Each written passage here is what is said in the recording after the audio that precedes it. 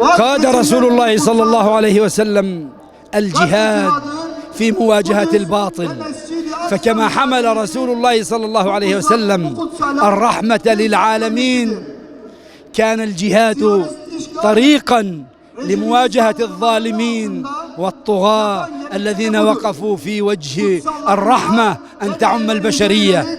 ولذلك كانت حياة رسول الله صلى الله عليه وسلم كلها جهاد، خاض معارك الجهاد في مواجهة المشركين المعتدين الظالمين الذين منعوا البشر من أن تختار طريقها نحو الإيمان ونحو العزة والكرامة.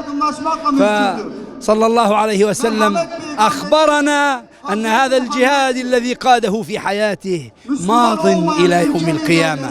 لماذا هو ماض؟ هل لأن المسلمين يحبون القتال؟ لا، الله سبحانه وتعالى وصف عباده المؤمنين بأنهم لا يحبون القتال، قال كتب عليكم القتال وهو كره لكم، فالمسلمون لا يحبونه، ولكن لأن الطغيان مستمر في طريقه لمواجهة الباطل، ولأن المؤمن لا يقبل الضيم ولا يرضى بالهوان، والذين إذا أصابهم البغي هم ينتصرون.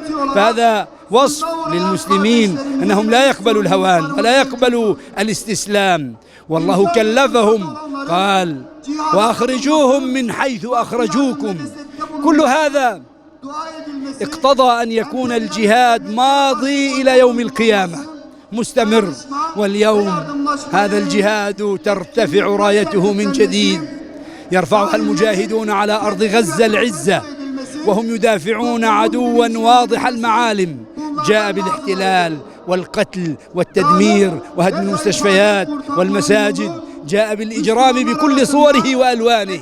يأتي المجاهدون على خطى رسول الله صلى الله عليه وسلم فيعاملون الأسرى كما أراد رسول الله صلى الله عليه وسلم رحمة وعدلا، ويتجنبون قتل الأطفال والنساء كما علمهم سيد الخلق صلى الله عليه وسلم، ويواجهون المحتل بشراسة ورجولة وإيمان، يقضون مضاجعه ويدمرون دباباته ويمزقون صفوفه ويلحقون الرعب في قلوب جنوده، حتى بلغ هذا العدو حد الانهيار وحد الخوف المطلق الذي يعانيه من جراء جهاد المجاهدين.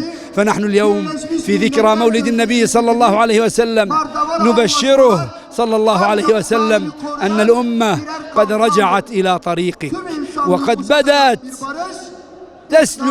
تسلك طريق العزة والنجاة معا، طريق الجهاد في سبيل الله.